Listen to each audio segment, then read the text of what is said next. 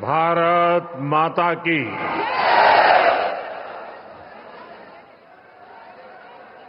भारत माता की। गोविंद की नगरी में गोविंद देव जी ने मारो गणो गणो प्रणाम। सबाई ने मारो राम राम सा।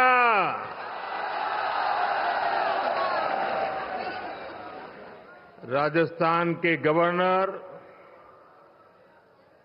श्री हरिभाऊ बागड़े जी, राजस्थान के लोकप्रिय मुख्यमंत्री श्री भजनलाल शर्मा जी, मध्य प्रदेश से विशेष रूप से आज पधारे हुए हमारे लाडले मुख्यमंत्री मोहन यादव जी, केंद्र में मंत्रिपरिषद के मेरे साथी श्रीमान सीआर पाटिल जी, भागीरथ चौधरी जी, राजस्थान के डिप्टी सीएम दिया कुमारी जी, प्रेमचंद भैरवा जी, अन्य मंत्रीगण, सांसदगण, राजस्थान के विधायक, अन्य महानुभाव और राजस्थान के मेरे प्यारे भाई और बहनों, और जो वर्चुअली हमारे साथ जुड़े हुए हैं, राजस्थान के हजारों पंचायतों में एकत्र आए हुए सभी मेरे भाई बहन, मैं राजस्थान की जनता को, राजस्थान की भाजपा सरकार को एक साल पूरा करने के लिए बहुत बहुत बधाई देता हूं। और इस एक साल की यात्रा के बाद आप लाखों की तादाद में आशीर्वाद देने के लिए आए हैं। और मैं उस तरफ देख रहा था, जब खुली जीप में आ रहा था, शायद जितने लोग पंडाल में हैं 3 गुना लोग बाहर नजर आ रहे थे।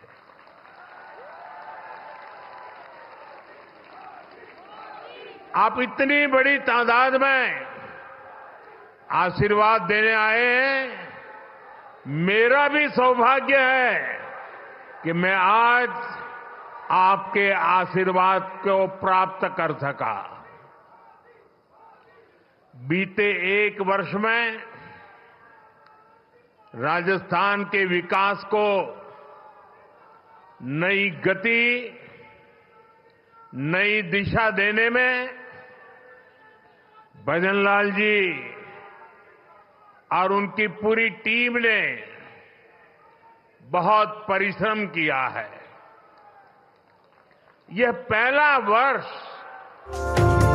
एक प्रकार से आने वाले अनेक वर्षों की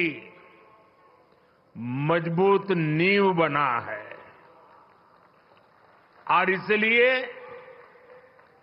आज का उत्सव सरकार के 1 साल पूरा होने तक सीमित नहीं है। ये राजस्थान के फैलते प्रकाश का भी उत्सव है, राजस्थान के विकास का भी उत्सव है। अभी कुछ दिन पहले ही मैं इन्वेस्टमेंट समिट के लिए राजस्थान आया था। देश और दुनिया भर के बड़े बड़े निवेशक यहां जुटे थे।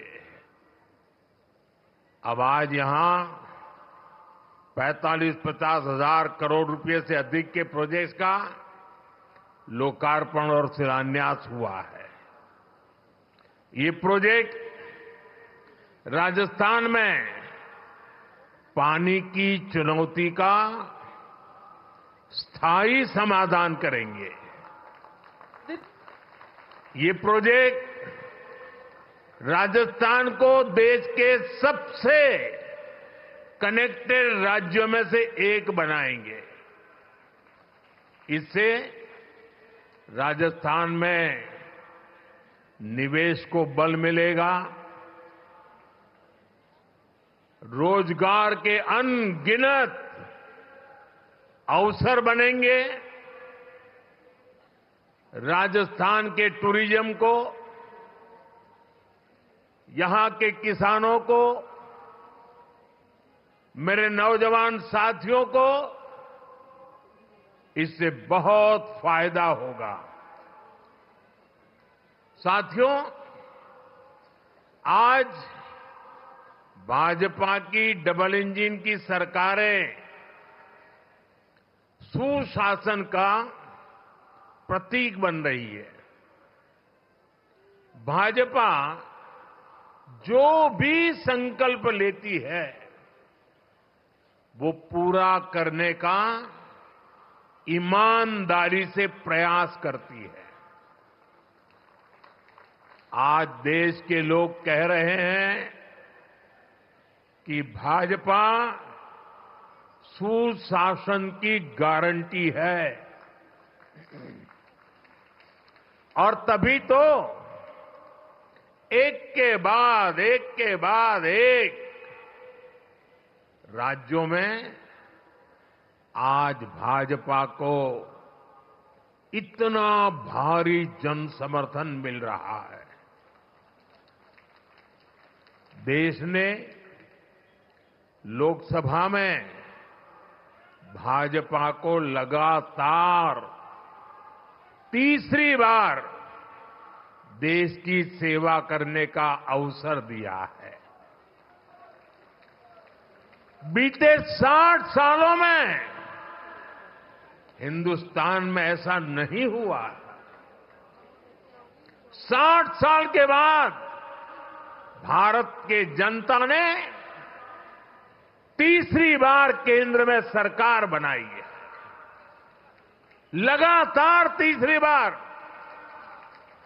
हमें देशवासियों की सेवा करने का अवसर दिया है, आशीर्वाद दिए हैं।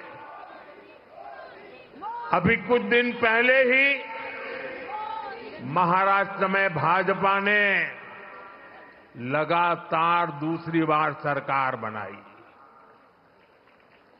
और चुनाव नतीजों के हिसाब से देखें तो वहां भी ये लगातार तीसरी बार बहुमत मिला है। वहां भी पहले से कहीं अधिक सीटें भाजपा को मिली है। इससे पहले हरियाणा में लगातार तीसरी बार भाजपा की सरकार बनी है।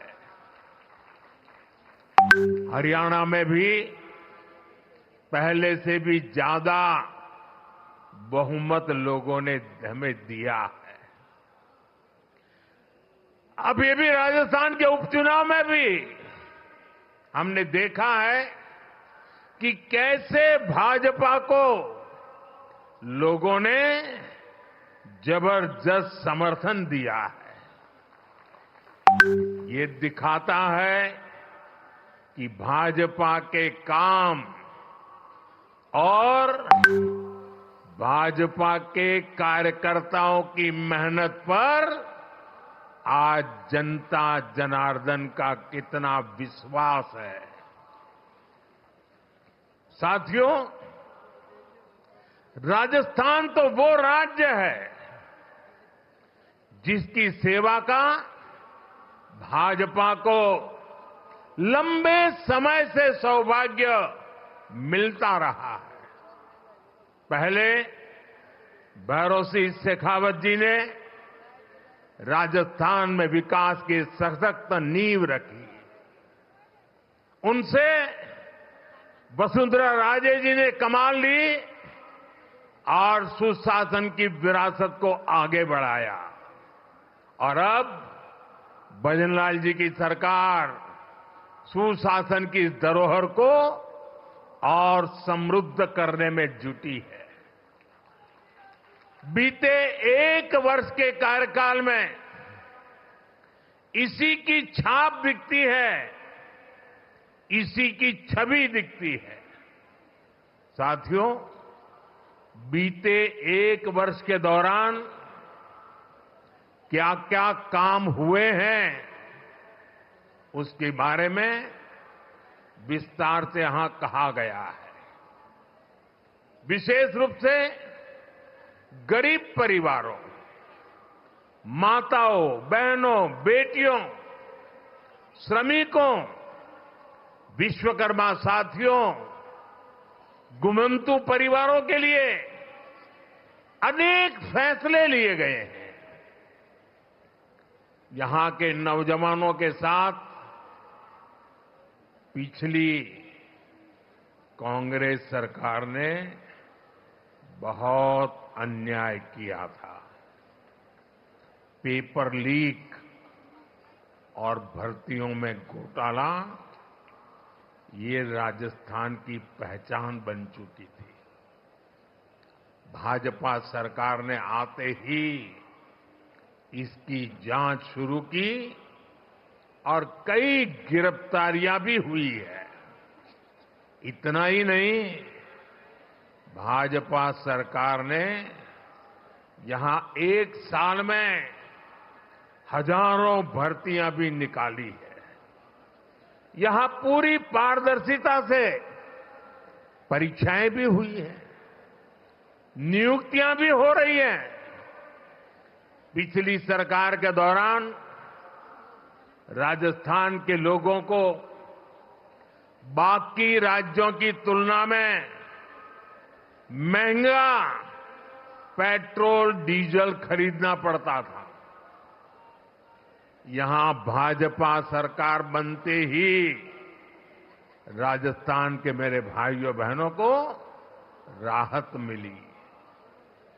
केंद्र सरकार पीएम किसान सम्मान निधि योजना के तहत किसानों के बैंक खाते में सीधे पैसे भेजती है।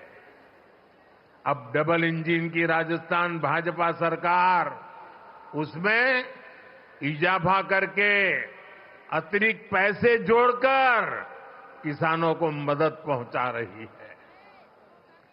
इंफ्रास्ट्रक्चर से जुड़े कामों को भी यहां डबल इंजन की सरकार तेजी से जमीन पर उतार रही है। भाजपा ने जो वायदे किए थे उन्हें वो तेजी से पूरा कर रही है। आज का एक कार्यक्रम भी इसी की एक अहम कड़ी है। साथियों, राजस्थान के लोगों के आशीर्वाद से बीते 10 साल से केंद्र में बीजेपी की सरकार है। इन 10 सालों में हमने देश के लोगों को सुविधाएं देने, उनके जीवन से मुश्किलें कम करने पर बहुत जोर दिया है। आजादी के बाद के 5-6 दशकों में कांग्रेस ने जो काम किया, उससे ज्यादा काम हमने 10 साल में करके दिखाया है। आप राजस्थान का ही उदाहरण लीजिए। पानी का महत्व राजस्थान से बेहतर भला कौन समझ सकता है। यहां कई क्षेत्रों में इतना भयंकर सूखा पड़ता है, वहीं दूसरी तरफ कुछ क्षेत्रों में हमारी नदियों का पानी बिना उपयोग के ऐसे ही समंदर में बहता चला जा रहा है। और इसलिए ही जब अटल बिहारी वाजपेयी जी की सरकार थी, तो अटल जी ने नदियों को जोड़ने का विजन रखा था। उन्होंने इसके लिए एक विशेष कमेटी भी बनाई। मकसद यही था कि जिन नदियों में जरूरत से ज्यादा पानी है, समुद्र में बह रहा है, उसको सूखाग्रस्त क्षेत्रों तक पहुंचाया जा सके। इससे बाढ़ की समस्या और दूसरी तरफ सूखे की समस्या, दोनों का समाधान संभव था। सुप्रीम कोर्ट ने भी इसके समर्थन में कई बार अपनी बातें बताई हैं, लेकिन कांग्रेस कभी आपके जीवन से पानी की मुश्किलें कम नहीं करना चाहती। हमारी नदियों का पानी बहकर सीमा पार चला जाता था, लेकिन हमारे किसानों को इसका लाभ नहीं मिलता था। कांग्रेस समाधान के बजाय राज्यों के बीच जल विवाद को ही बढ़ावा देती रही। राजस्थान ने तो इस कुनीति के कारण बहुत कुछ भुगता है।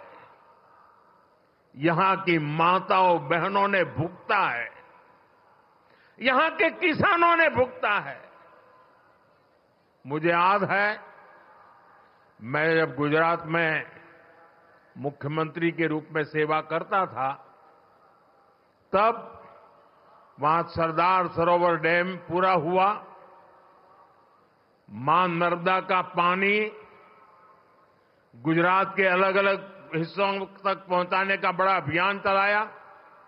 कच्छ में सीमा तक पानी ले गए, लेकिन तब उसे रोकने के लिए भी कांग्रेस द्वारा और कुछ एनजीओ के द्वारा तरह तरह के हथकंडे अपनाए गए।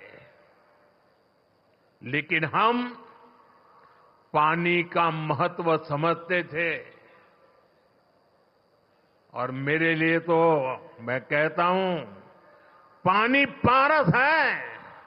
जैसे पारस लोहे को स्पर्श करें और लोहा सोना हो जाता है, वैसा पानी जहां भी स्पर्श करे वो एक नई ऊर्जा और शक्ति को जन्म दे देता है।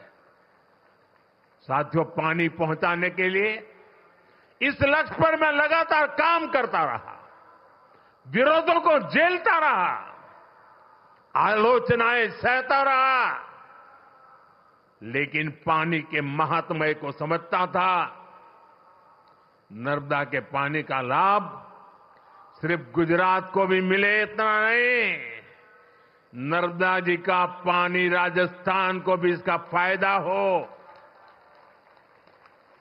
और कभी कोई तनाव नहीं, कोई रुकावट नहीं, कोई मेमोरेंडम नहीं, आंदोलन नहीं। जैसे ही डैम का काम पूरा हुआ और गुजरात को हो जाए उसके बाद राजस्थान को देंगे, वो भी नहीं। एक साथ गुजरात में भी पानी पहुंचाना, उसी समय राजस्थान को भी पानी पहुंचाना, ये काम हमने शुरू किया। और मुझे याद है, जिस समय नर्मदा जी का पानी राजस्थान में पहुंचा, राजस्थान के जीवन में एक उमंग और उत्साह था। और उसके कुछ दिन बाद अचानक मैं मुख्यमंत्री के कार्यालय में मैसेज आया कि भैरों जी शेखावत और जसवंत सिंह जी वो गुजरात आए हैं और मुख्यमंत्री जी को मिलना चाहते हैं। अब मुझे पता नहीं था वो आए हैं, किस काम के लिए आए हैं, लेकिन वो मेरे दफ्तर आए। मैंने पूछा कैसे आना हुआ, क्यों? नहीं, बोले कोई काम नहीं था, आपको मिलने आए हैं। मेरे वरिष्ठ नेता थे दोनों। भरोसी जी की तो उंगली पकड़ करके हम कई लोग बड़े हुए हैं। और वो आकर के मेरे सामने बैठे नहीं। वो मेरा सम्मान करना चाहते थे, मैं भी थोड़ा भौचक्का था, लेकिन उन्होंने मेरा तो मान सम्मान तो किया, पर वो दोनों इतने भावुक थे, उनकी आंखें नम हो गई थी। और उन्होंने कहा, मोदी जी, आपको पता है पानी देने का मतलब क्या होता है? आप इतनी सहज सरलता से गुजरात नर्मदा का पानी राजस्थान को दे दें, ये बोले मेरे मन को छू गया। और इसीलिए करोड़ों राजस्थान वासियों की भावना को प्रकट करने के लिए आज मैं आपके दफ्तर तक चला आया हूं। साथियों, पानी में कितना सामर्थ्य होता है, इसका एक अनुभव था। और मुझे खुशी है कि माता नर्मदा आज जालोर, बाड़मेर, चूरू, झुंझुनू, जोधपुर, नागौर, हनुमानगढ़, ऐसे कितने ही जिलों को नर्मदा का पानी मिल रहा है। साथियों, हमारे यहां कहा जाता था कि नर्मदा जी में स्नान करें, नर्मदा जी की परिक्रमा करें तो अनेक पीढ़ी का पाप धुल करके पुण्य प्राप्त होता है। लेकिन विज्ञान का कमाल देखिए, कभी हम माता नर्मदा की परिक्रमा करने जाते थे, आज स्वयं माता नर्मदा परिक्रमा करने के लिए निकली हैं और हनुमानगढ़ तक चली जाती है। साथियों, पूर्वी राजस्थान नहर परियोजना ईआरसीपी को कांग्रेस ने कितना लटकाया, ये भी कांग्रेस की नीयत का प्रत्यक्ष प्रमाण है। ये किसानों के नाम पर बातें बड़ी बड़ी करते हैं, लेकिन किसानों के लिए न खुद कुछ करते हैं और न ही दूसरों को करने देते हैं। भाजपा की नीति विवाद की नहीं, संवाद की है। हम विरोध में नहीं, सहयोग में विश्वास करते हैं। हम व्यवधान में नहीं, समाधान पर यकीन करते हैं। इसलिए हमारी सरकार ने पूर्वी राजस्थान नहर परियोजना को स्वीकृत भी किया और विस्तार भी किया है। जैसे ही एमपी और राजस्थान में भाजपा सरकार बनी तो पार्वती, काली सिंह, चंबल परियोजना, एमपीकेसी लिंक परियोजना पर समझौता हो गया। ये जो तस्वीर आप देख रहे थे ना, केंद्र के जल मंत्री और 2 राज्यों के मुख्यमंत्री, ये तस्वीर सामान्य नहीं है।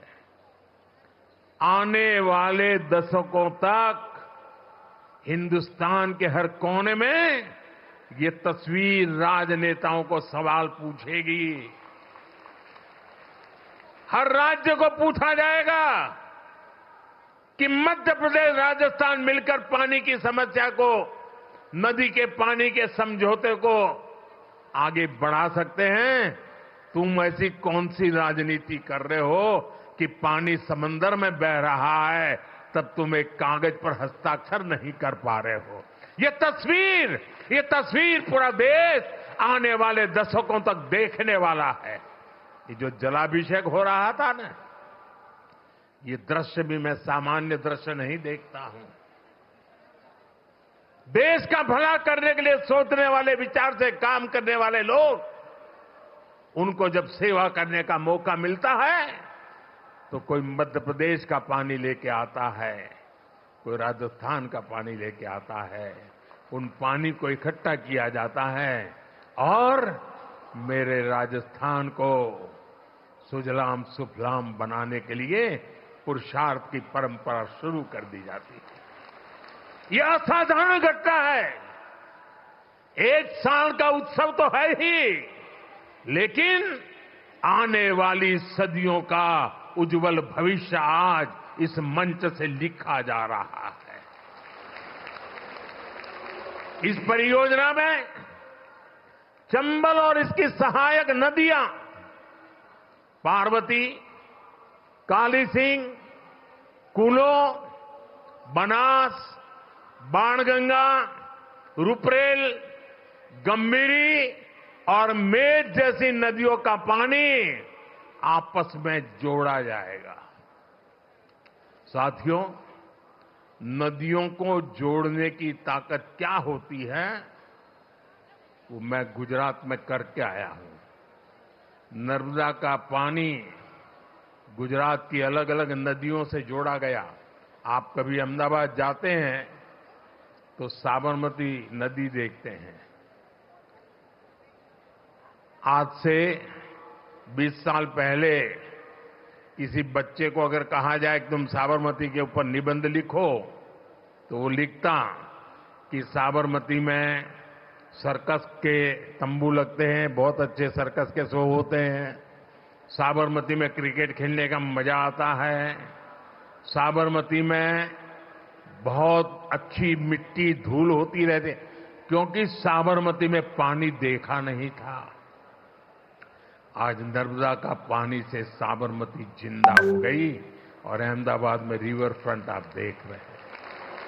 ये नदियों को जोड़ने से ताकत है और मैं राजस्थान का वैसा ही सुंदर दृश्य मेरी आंखों में कल्पना कर सकता हूं।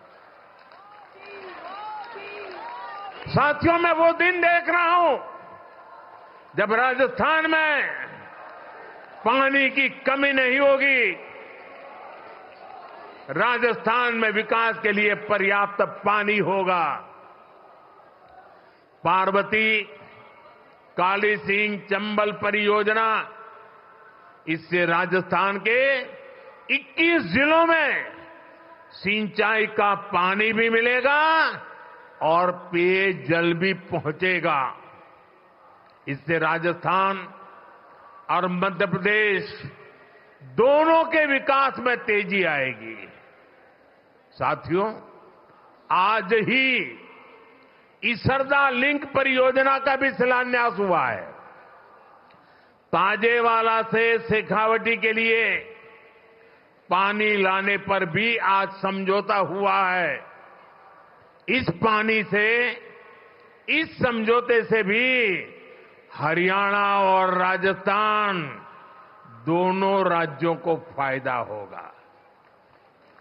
मुझे विश्वास है कि राजस्थान में भी जल्द से जल्द 100% घरों तक नल से जल पहुंचेगा। साथियों,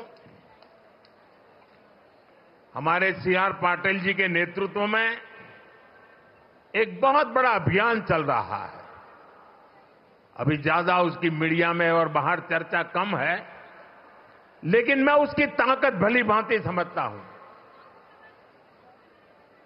जन भागीदारी से एक अभियान चलाया गया है। रेन वाटर हार्वेस्टिंग के लिए रिचार्जिंग वेल बनाए जा रहे हैं। शायद आपको भी पता नहीं होगा, लेकिन मुझे बताया गया कि जन भागीदारी से राजस्थान में आज डेली ऐसे 200 रेन हार्वेस्टिंग स्ट्रक्चर तैयार हो रहे हैं। भारत के जिन राज्यों में पानी की किल्लत है, उन राज्यों में पिछले कुछ महीनों में अब तक करीब करीब 3 लाख रेन हार्वेस्टिंग स्ट्रक्चर बन चुके हैं। मैं पक्का मानता हूं कि वर्षा के पानी को बचाने का ये प्रयास आने वाले दिनों में हमारी धरती मां की प्यास को बुझाएगा।